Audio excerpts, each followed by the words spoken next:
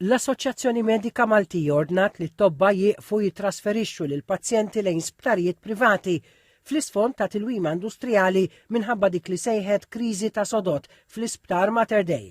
F'email il-Ministeru tas-Saħħa s-sibt wara nofsinhar il-mam qalet li ddikjarat tilwima industrijali minħabba dak li diskrivit bħala tmexxija ħażina u l-ftehim mal-privat biex servizzi tal-emerġenza jibdew jingħataw minn 3 sptarijiet privati.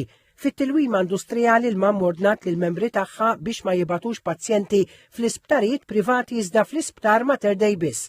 Allegat li minħabba dak li sejħet kaos it-tmexxija tal-isptar qed tikser il-ftehimiet iffirmati għax il-mam ma ġietx konsultata.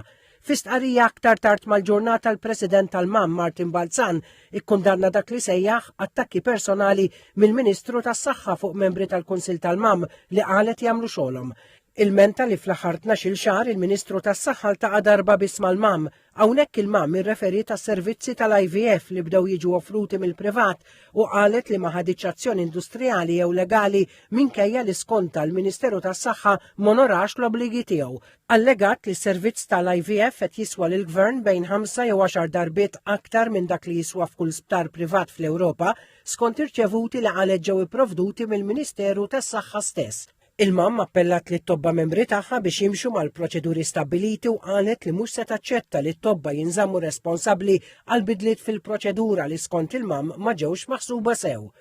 B'reazzjoni il-Ministru Joe Etienne Abela qal li fl-iktar żmien diffiċli għal kull sptar fid-dinja, il-mam iddeċidiet li topponi servizz ta' emerġenza bi sħubija ma' sptarijiet privati li qal għandhom rekord eċċellenti. Huwa ċaħat li fl-aħħar 12-il xahar iltaqa' darba biss mal-mam. Il-Ministru Abela għalli minn nofs Jannar tas-sena l-oħra sa nofs Novembru li għadda fl-Isptar Mater Dei fiċ-ċentru Ċensu Mowran u fil-Ministeru tas-Saħħa iltaqa' ma' membri tal-Kunsill tal-Mam mill-inqas minn darbiet.